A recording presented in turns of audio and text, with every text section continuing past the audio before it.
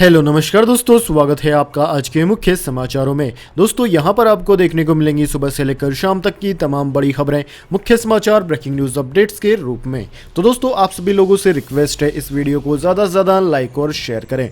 तो दोस्तों सीधे चलते हैं आज की पहली बड़ी खबर की ओर। संविधान दिवस पर प्रधानमंत्री नरेंद्र मोदी ने कहा, वन नेशन वन इलेक्शन समय की है जरूरत। जी हाँ दोस्तों, प्रधानमंत्री नरेंद्र मोदी ने संविधान दिवस के अवसर पर केवड़िया में आयोजित एक कार्यक्रम को संबोधित किया।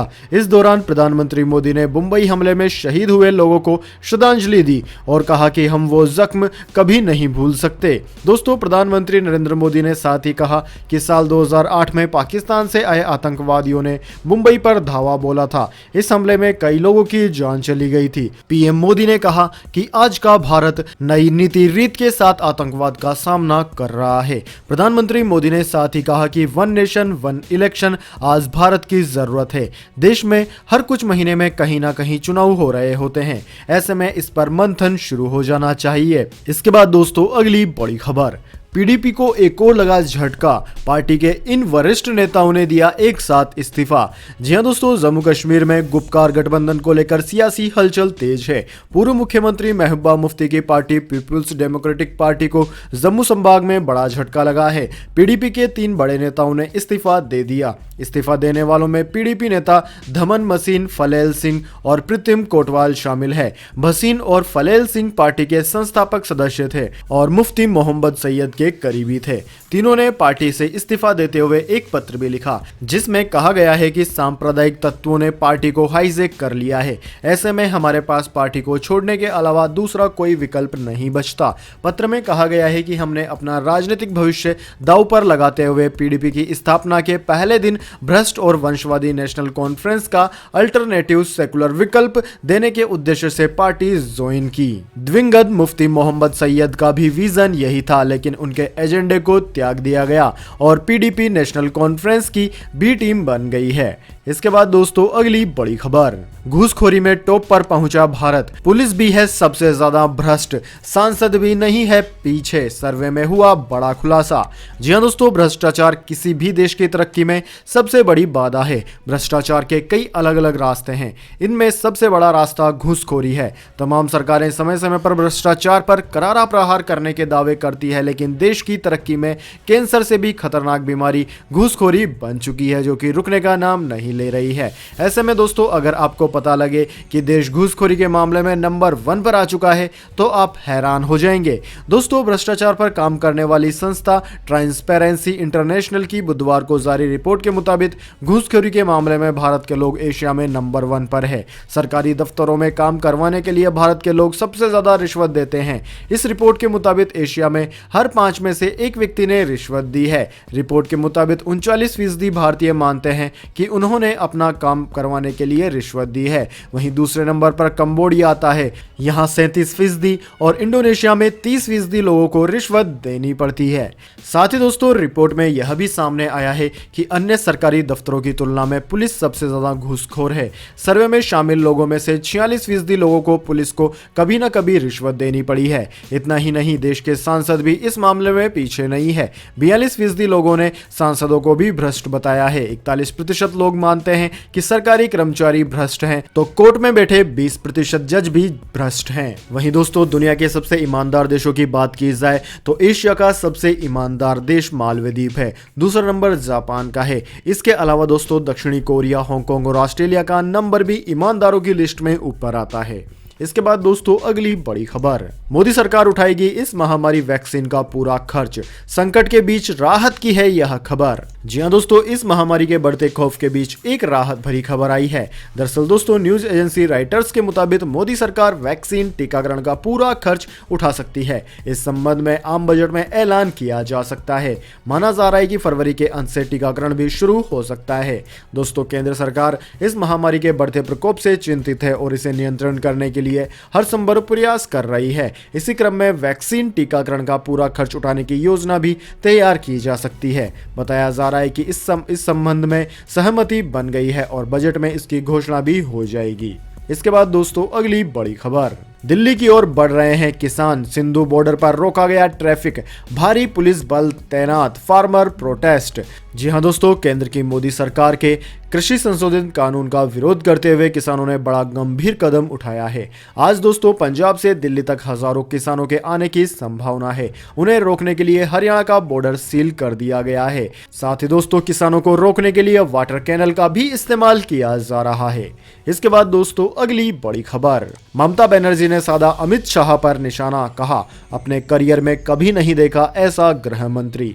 जी हां दोस्तों, पश्चिम बंगाल की मुख्यमंत्री ममता बनर्जी ने गुरुवार को गृह मंत्री अमित शाह पर तीखा हमला बोला।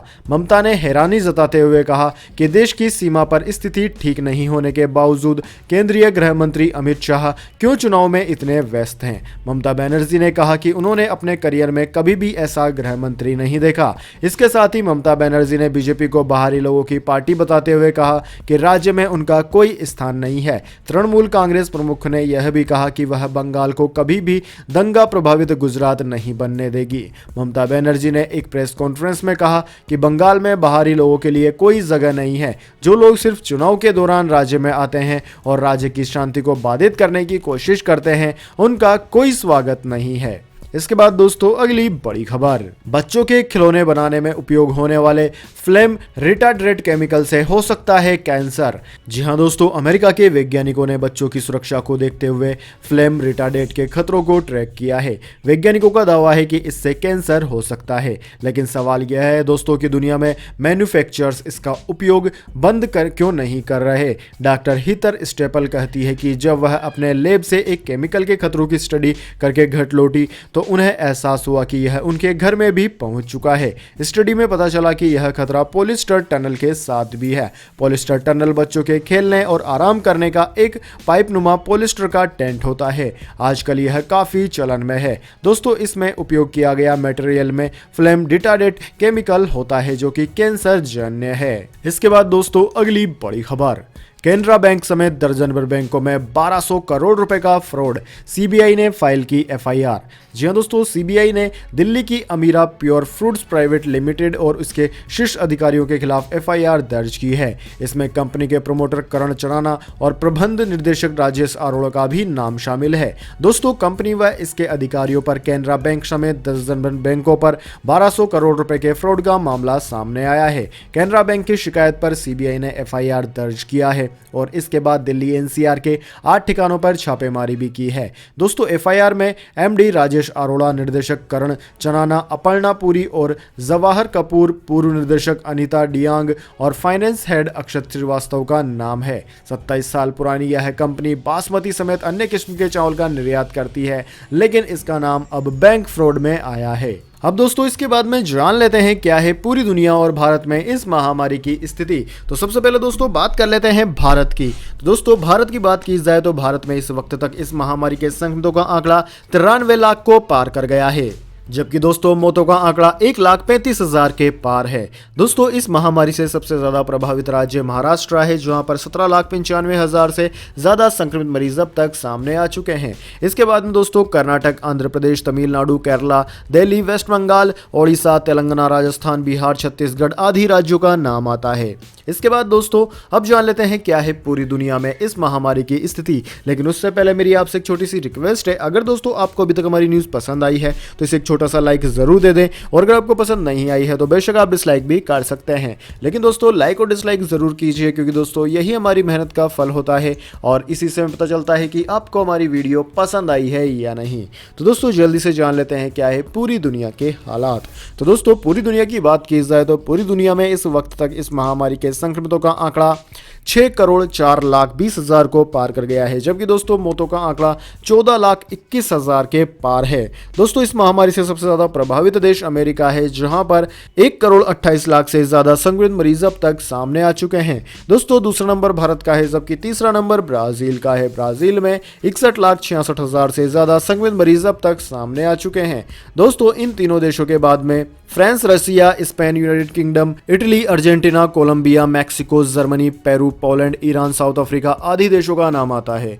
इसके बाद दोस्तों अगली बड़ी खबर, LIC ग्राहकों के लिए बड़ी खुशखबरी। अब LIC पॉलिसी खरीदने के लिए नहीं होगी किसी भी तरीके के एजेंट की जरूरत। जी हाँ दोस्तों, देश की सबसे बड़ी जीवन बीमा कंपनी यानी कि भारतीय जीवन बीमा लिमिटेड निगम यानी कि LIC ने अपने एजेंट्स को आत्मनिर्भर बनाने की दिशा में एक अनोखा कदम उठाया है। इसके तहत अब बिना LIC एजेंट से मिले भी आप LIC की पॉलिसी ले सकते हैं। यह इसलिए किया गया है ताकि इस महामारी के जैसी बीमारियों के समय लोगों से मिलने से बचा जा सके।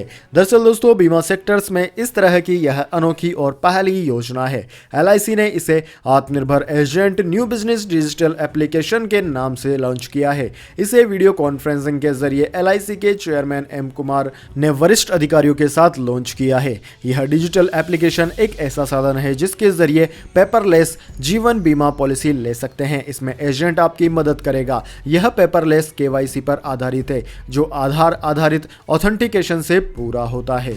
इसके बाद दोस्तों अगली बड़ी खबर, मौसम समाचार। साइक्लोन निवार के चलते तमिलनाडु में भारी नुकसान, 77 खंबे उखड़े, 1500 हेक्टेयर कृषि भूमि हुई बर्बाद।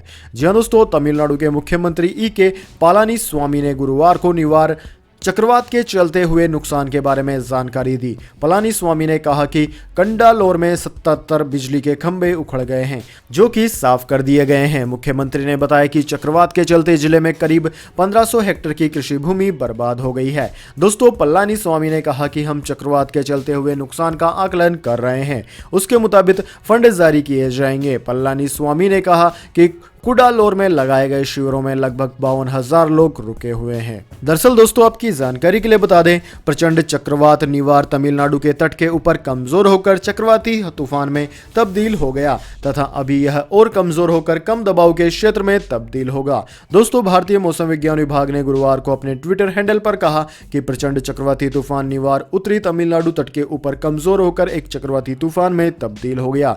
चक्रवाती तूफान निवार उत्तर पश्चिमी दिशा की तरफ बढ़ता रहेगा तथा अगले 6 घंटों में यह और अधिक कमजोर होकर गहरे कम दबाव के क्षेत्र एवं इसके बाद अगले 6 घंटों में यह और कमजोर होकर कम दबाव के क्षेत्र में तब्दील हो जाएगा। इसके बाद दोस्तों अगली बड़ी खबर, गोल्ड सिल्वर प्राइस टुडे। आज फिर महंगा हुआ सोना और चांदी। जी हाँ दोस्तों, सोने के दाम में आज फिर तेजी आई है। हालांकि दूसरे दिनों की अपेक्षा आज की तेजी मामूली रही। दोस्तों, बात की जाए दिल्ली सराफा बाजार की तो दोस्तों दिल्ली सराफा बाजार में आज सोने के भाव में 17 रुपए प्रति 10 ग्राम की मामूली बढ़त आई है। इसके बाद अब दिल्ली सराफा बाजार में सोना 48,257 रुपए प्रति 10 ग्राम पर पहुंच गया। वहीं दोस्तों दूसरी ओर चांदी की बात की जाए तो चांदी 28 रुपए प्रति किलोग्राम चढ़कर 59,513 रुपए प्रति किलोग्राम पर आ गई है। दूसरी ओर दोस्तों अंतर्राष्ट्रीय स्तर की बात की जाए तो अंतर्राष्ट्रीय बाजार में सोना $1815 प्रति औंस पर रहा जबकि चांदी $23.42 प्रति औंस पर रही। इसके बाद दोस्तों अगली बड़ी खबर, क्रूड की कीमतों ने फिर बढ़ाई बेचैनी। इस स्तर पर पहुंच गए हैं पेट्रोल डीजल के दाम। जी हां दोस्तों, क्रूड ऑयल की तेजी ने बेचैनी फिर से बढ़ा दी है। इसको देखते हुए पेट्रोल और डीजल और ज्यादा महंगे होने की आशंका बनी हुई है। अंतर्राष्ट्रीय बाजार में बेंचमार्क कच्चा तेल ब्रेड क्रूड का भाव $49 प्रति बैरल के करीब पहुंच गया है और इस महामारी वैक्सीन के आने की उम्मीदों से तेल में लगातार तेजी का रुख है। वहीं दोस्तों पेट्रोल डीजल की कीमतों की बात की जाए तो राजधानी दिल्ली में आज 1 लीटर पेट्रोल की कीमत 81 रुपए 70 पैसे प्रति लीटर रही जबकि दोस्तों डीजल की बात की जाए तो डीजल की कीमत 71 रुपए 62 पैसे प्रति लीटर रही है। इसके बाद दोस्तों अगली बड़ी खबर, 26/11 की बरसी पर रक्षा मंत्री की पाकिस्तान को दो टूक, कहा सुधर जाओ। जी हां दोस्तों, रक्षा मंत्री राजनाथ सिंह ने 26/11 हमले के 12 साल पूरे होने के मौके पर शहीदों को श्रद्धांजलि दी। रक्षा मंत्री ने कहा कि वैसे तो 12 साल का समय लंबा समय होता है लेकिन 26/11 की घटना को कोई भी स्वाभिमानी देश कभी भुला नहीं सकता। उस दिन आतंकवाद ने भारत की संप्रभुता को चुनौती दी थी और मुझे इस बात का गर्व है कि हमारे सुरक्षा बलों ने एक भी आतंकी जिंदा वापस जाने नहीं नहीं दिया था। उन्होंने कहा कि आज देश में राष्ट्रीय सुरक्षा से जुड़े जो बदलाव हुए हैं उससे हम सभी देशवासियों को यह विश्वास जरूर दिला सकते हैं कि अब भारत ने अपना आंतरिक और बाहरी सुरक्षा चक्र इतना मजबूत कर लिया है कि एक और 26/11 को हिंदुस्तान की धरती पर अंजाम देना अब लगभग नामुमकिन है। इसके बाद दोस्तों अगली बड़ी खबर, ऑडियो टेप मामले में लालू प्रसाद यादव की मुश्किलें बढ़ी, बीजेपी एमएलए ने उठाया बड़ा कदम। जी हां दोस्तों, बिहार बीजेपी के विधायक लल्लन पासवान ने जेल में बंद आरजेडी सुप्रीमो लालू प्रसाद यादव के खिलाफ एक एफआईआर दर्ज करवाई है। बीजेपी के विधायक लल्लन पासवान का आरोप है कि लालू प्रसाद यादव ने जेल से उनसे टेलीफोन पर संपर्क किया था और विधानसभा के अध्यक्ष के चुनाव के दौरान उन्हें मतदान न करने के लिए कहा था। मामला एक ऑडियो क्लिप से जुड़ा हुआ है। दावा किया जा रहा है कि यह ऑडियो क्लिप लालू प्रसाद यादव और बीजेपी विधायक लल्लन पासवान के बीच बातचीत का है। आरोप है कि लालू ने पासवान को मंत्री पद देने की पेशकश करते हुए बदले में विधानसभा अध्यक्ष के पद के लिए एनडीए के उम्मीदवार के खिलाफ विपक्ष की मदद करने को कहा। इस कथित ऑडियो टेप को लेकर बड़ा राजनीतिक विवाद शुरू हो गया है। इसके बाद दोस्तों अगली बड़ी खबर, अंतर्राष्ट्रीय उड़ानों पर लगी रोक 31 दिसंबर तक बढ़ी, डीजीसीए ने लिया फैसला।